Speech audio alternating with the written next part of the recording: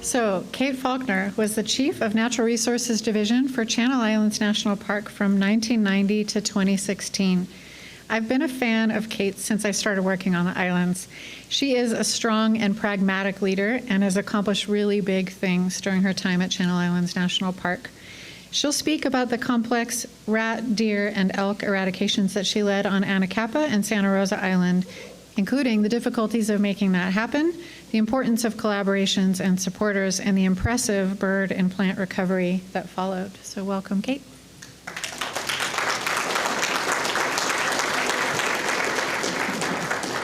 Well, thank you so much, Denise. It's so great to see so many people that I worked with during my time at the Channel Islands. As Denise said, it does take a village. And what I really wanted to highlight was, with this talk, was some of the issues that came up during the undertaking of complex projects that were sometimes controversial, and sometimes the surprising people that helped move our projects forward, so kept us from being stopped in our tracks. So specifically, I work for Channel Islands National Park, and the park are the northern 5 Channel Islands shown here. And I want to give a nod to some of the work that was done before I got to the park. And that was the establishment of a robust ecological monitoring and research program. And I'm going to talk more about people and sort of controversies in my talk, but what I want to emphasize is that really the science does come first. So you really do have to understand your ecosystems, the ecological relationships, and what is going to happen if you start trying to interfere with the system. So that deep understanding requires that you have the biology correct. And that was due to a robust group of scientists that worked for the park and for our collaborating agencies. And then I also feel it was super important, the work that was done, the laws that were passed during the 1970s and 1980s. We think of the sort of the Earth movement, which in part was sort of a genesis of the awful Santa Barbara oil spill. So people realized we were having a big impact on the environment. And we actually lost or nearly lost some species. So for instance, the elephant seal completely extirpated from the islands. And it's only because of the work of the Mexican government, specifically at Isla Guadalupe, that was where the last of the elephant seals persisted in the wild. So due to legislation that was passed, we had the outlawing of DDT, for instance, which had, the bald eagles were extirpated, peregrine falcons were gone. So that was outlawed in the 1970s. The Marine Mammal Protection Act, we started to see the seals and sea lions coming back, and then the Endangered Species Act. And that listing of a number of plant and animal species on the islands was really important for giving us that legal framework for needing to take conservation actions. And then we don't often sort of laud the National Environmental Policy Act. It forces us to write environmental impact statements, but it is important because it requires the hard look on the part of the government about the projects that we're about to undertake, and it also requires public involvement. And that is really important, that the public has trust in the government and that they understand why and what we're planning to do.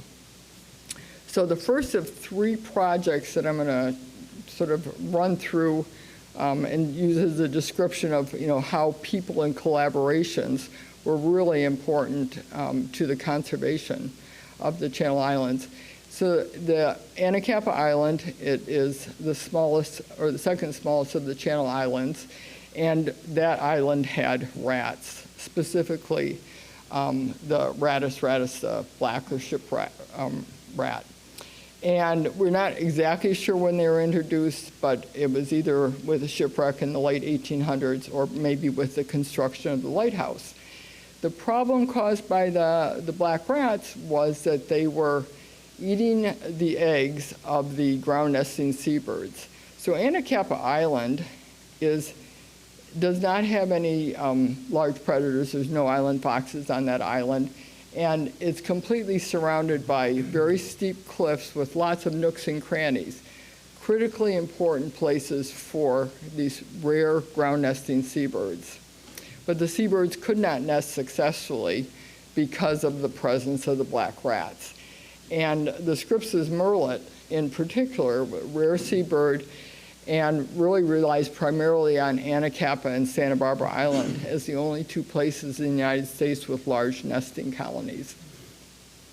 So the Park Service was trying to control rats, but we did not have sort of the knowledge of how we could eliminate black rats. And part of it was because of those very steep terrain, a very, very rugged island. And it wasn't until 1994, I happened to fortuitously meet Bernie Tershi, who was one of the founders of Island Conservation. And Bernie was very connected internationally. And so working with other organizations that have an international conservation focus was really important for moving us forward on the Channel Islands. And Bernie was aware of work successfully done in New Zealand to eliminate rats from an island called Breaksea. And Breaksea, you can kind of tell from this picture, it's also a rugged island like Anacapa. And so because of our collaboration with Island Conservation, we were able to bring in the people like Greg Howell, who has continued his career as a rat eradication expert on islands around the world. And we also were able to attract funding that resulted from an oil spill, the American Trader oil spill. But it was this collaboration of expertise that allowed us to put together a complex plan. It took about 4 years of research to really understand the island ecosystem, even the surrounding marine water ecosystem, how the rats were negatively affecting that ecosystem, and how could we approach eliminating the rats. So we prepared an environmental impact statement. It was very detailed, very well thought out. Nonetheless, everyone did not support what we were planning to do. And as usual, sometimes it can be very hard to sort of fight these battles in the press, or to have maybe the details or subtleties of the needs for the biological conservation. So in the press, there was a lot of back and forth on whether or not we should eradicate rats from Anacapa Island. And it was controversial, but we felt that we had a very solid plan. Nonetheless, we were sued. And and this was my first time going, having a court case. And being in court was not where I wanted to be, because you have one individual who can tank a project that you've already put, millions of dollars into, and has got a lot of collaborators who are ready to move forward. But the judge ruled in our favor.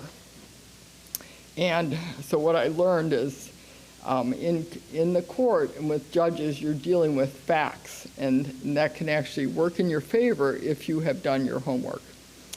So, and fortuitously, what the judge said was that we had a very well-written EIS. She said she wished all EISs were this well-written. So, and the important thing about this is because we knew we were the first rat eradication that was going to happen on an island in the United States.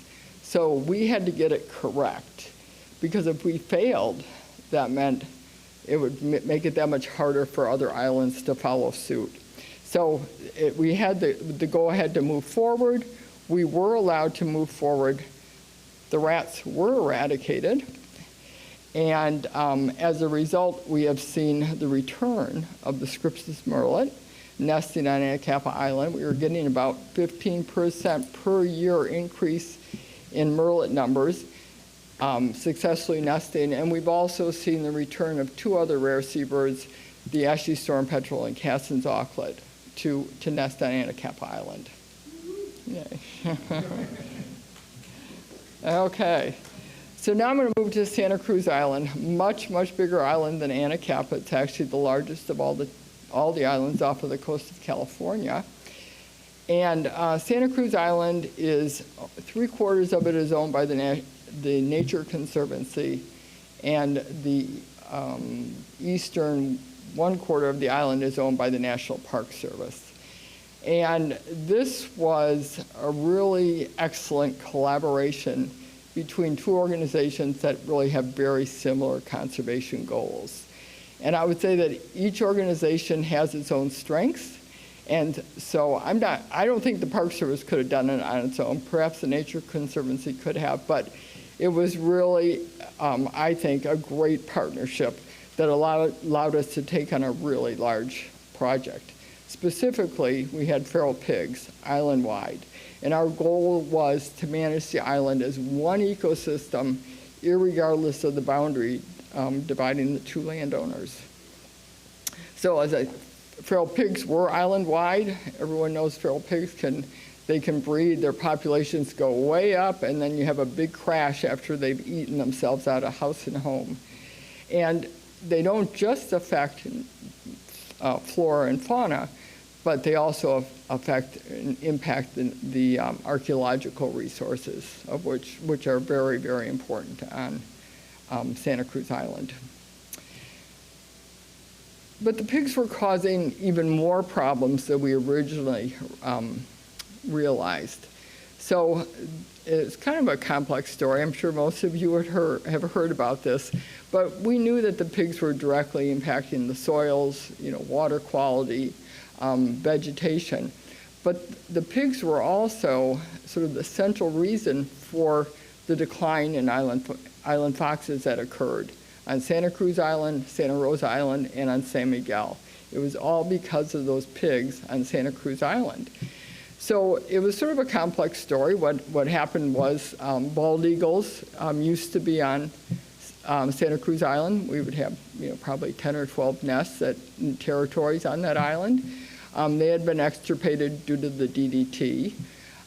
Golden eagles were able to move onto that island in part because they didn't have the competition with the bald eagles, but also because the mainstay of their diet was the feral pig, the piglets. And so, but while they were feeding on piglets, they were also preying on the island foxes. And island fox numbers plummeted on those three northern islands. So it was a fairly complex story, but it all came down to knowing that we needed to eliminate the feral pigs if we were to restore island foxes as well as the rare plants on the island. But once again, everyone did not agree that we needed to eliminate the feral pigs. And so what you would often hear was, it's not the pigs' fault that they're out there and the pigs have their right to exist. But that wasn't really the issue. But still, there were just a lot of different points of view. And we actually had a public meeting, which is required by the environmental impact by NEPA, at Santa Barbara Museum of Natural History. And it was a fairly raucous affair. And but what happened, so we had a lot of people at the meeting, Fleischman Auditorium, which many of you know was packed, and it wasn't going well. And but what happened was one woman stood up. Some of you might know Dr. Karen Blumenschein. She is a veterinarian in Santa Barbara County. And Dr. Blumenschein stood up and she said, "Many of you know that I have not always agreed with what the Nature Conservancy and the Park Service do. However, in this case, they are correct." And then she went on, and she had so much more credibility with that audience than what we as sort of government officials did. And by Karen standing up, she changed the tenor of the entire meeting. And now other individuals who had been quiet in the audience stood up. And many of these people had been volunteers and knew the islands intensely. They were with what we call the Naturalist Corps. And so they worked, it was like organized by the National Marine Sanctuary and the National Park. So these people also had credibility because they were They were just normal people. They didn't have an agenda. They just understood the islands, and they had seen the damage caused by the pigs. So we were sued once again on this project, and you know, like I said, these are complex stories, and so it is hard to battle these in the court. And the court case was assigned on a Friday to a Judge Tavrisian in Los Angeles, and fortuitously, Judge Tavrisian on that Friday, when he got home, he happened to turn on the KCET, the public station down in Los Angeles, and he learned the story of Santa Cruz Island, of the feral pigs being fed on by the golden eagles, but that the golden eagles were then driving the island foxes to near extinction. So he learned this from a TV show, but as a result of that, he felt like he understood the need to eliminate the feral pigs from Santa Cruz Island. And as a result, he denied the plaintiff's request for a temporary restraining order. So, you know, you don't always realize when you're trying to work with the media how important it is, you know, to get your story out there. It really, people need to understand, when they understand what you're trying to do, you know, assuming that you've got all your ducks in a row, you're actually going to get a surprising amount of support. So I mentioned one of the plaintiffs in that case is a local businessman here in Santa Barbara, Richard Feldman, and you know, he'd opposed the project. But part of why he opposed the project was he really didn't think that it would be possible to eliminate pigs from an island so big and so rugged. But we were successful. We eliminated the pigs. And about 2 years after the project, he actually called our superintendent, Russell Gallipo, and he said, "You guys did what you said you were going to do. You did the right thing. I was wrong. You were right." So I think, yeah, and he is a person who is very involved in the community here. I mean, I think he's a great guy, and so I respect him both for, you know, calling us out when he didn't think that we could do the job, but then, you know, telling us, you know, thank you for doing the job that you set out to do. And I think at that point too, people were really starting to see the recovery on the islands. Okay, so the last island project that I'll talk about is Santa Rosa Island. And Santa Rosa Island was initially a sheep ranch in the late 1800s, and then in the 1900s it became a cattle ranch. And the cattle and the sheep had really converted the island vegetation from what would have been more of a chaparral, coastal sage scrub, and woodlands like Torrey pine and oak woodlands to mostly non-native grasslands. So the island vegetation was greatly altered. And besides the cattle, we also had deer and elk that had been introduced to that island. So they were both non-native species, and there was a commercial sort of trophy hunting operation on Santa Rosa Island. And so the task for the Park Service was, when we purchased the island, was that the cattle, deer, and elk were all supposed to be phased out within a few years. But that didn't happen, and there was opposition from the former landowners who they did not want to remove the cattle, deer or elk. And so once again, we were sued, but once again, we did prevail, and the request for the restraining order to stop the removal of the cattle was denied by the courts. So I certainly learned that being in court, while it is scary, and you do have sort of the fate of your projects is in the hands of one individual, you can prevail. So we were allowed to move forward with the removal of the cattle, but the deer and elk persisted on Santa Rosa for a longer period of time. And so the islands are known for endemic species. So, of course, most of you know about the island scrub jay and the Channel Islands fox, but you might not have heard of the Channel Islands weasel. And so this is from the Ventura Star. And so what happened was Santa Rosa became very political. And that's tough, especially when your agency is funded, by Congress. So when you start to run afoul of politicians, you start to see, some of the higher up administrators start to pull back and say, maybe we shouldn't move so fast on this. But so what actually happened was this representative from San Diego, Duncan Hunter, actually slipped legislation in at the last minute of a defense spending bill to actually essentially remove the island, Santa Rosa Island, from the control of the National Park Service, and to require that deer and elk stay out there and that they would be allowed to be used as like a hunting grounds for the military. Fortunately, the Congress changed hands or leadership almost immediately after this legislation, and within 2 months, the new Congress reversed that, and the islands came back to the National Park Service, and we were able to move forward with elimination of the deer and elk. So this is the legislation. So it allowed the National Park Service to continue to administer Santa Rosa Island.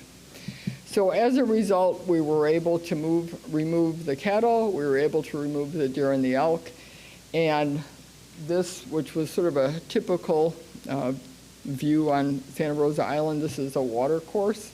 Here's the same area just 4 years after we removed the cattle, and you can just see how the riparian vegetation has moved back in, all on its own, natural recovery, just from removing the non-native animals. The same with Arlington Canyon. You can see on the slopes above how it's just non-native grasses. All that green is non-native grass, and you can even see the slumping of the soil erosion. And that riparian area has no vegetation at all. So by removing the non-native animals, what we see is up on the uplands, you can see the coastal sage scrub coming in, and then you can see the tremendous amount of vegetation that has come in on the riparian zone, all on its own. However, these islands were altered quite a bit, and in many places, actual active restoration is required to bring back our native flora. And we'll be hearing a lot more about that today. I want to point out Catherine McEachern, the Botanic Garden, Cal State, Channel Islands, USGS. So there's a lot of partners that have identified the areas that need that actual input of work in order to recover vegetation. This is on the upper slopes of Santa Rosa Island in an area that should be an island oak forest. So the islands have just a myriad of unique plants, animals, wilderness resources, recreational opportunities.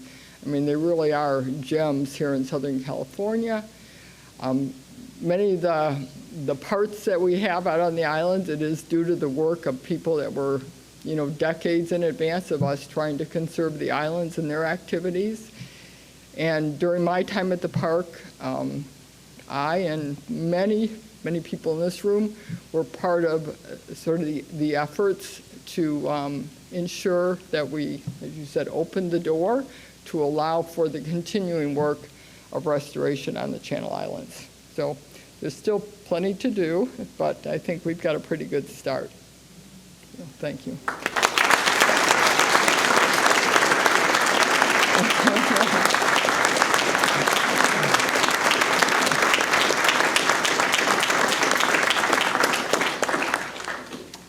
Do we have time for questions? Let me see. We have until 11:10, so not quite. Nope. Let's Okay. take one. Okay. Yeah. one hot burning question for Kate. I should hold this. Kate, thank you for your incredible devotion and continuation of this project in spite of everything. But the science was hard enough. Can you go into a little bit more about, did you have a team of folks that were just battling the PR? How are you, was that just something you stumbled into, or was it a conscious design effect? It seems like that's what this room may know the least about. And can you tell us a little bit more about that? Okay, so just to repeat the question for those online, Steve's wondering if there was a team of folks handling the PR for this project. Well, so at the park, we just had one person, Yvonne Menard, who was our chief of interpretation. So she had a lot of duties. She did the media outreach for the park. So this was an example, I think, of how our collaboration, specifically with the Nature Conservancy, really upped our game in terms of outreach with media. They have contacts with many professionals who are very, very good at outreach, and actually even trained us somewhat in, how we can best present these projects, to the public and engage the public. So each project was a little bit different in terms of who we were partnering with and what types of expertise we had. But I would say for me, it was a major learning experience through my 25 years at the park, how to engage, with the general public. I have a lot of stories, but I won't go into my stories, but of things that I did really wrong in the beginning, and I definitely learned as I went along. Okay, thank you.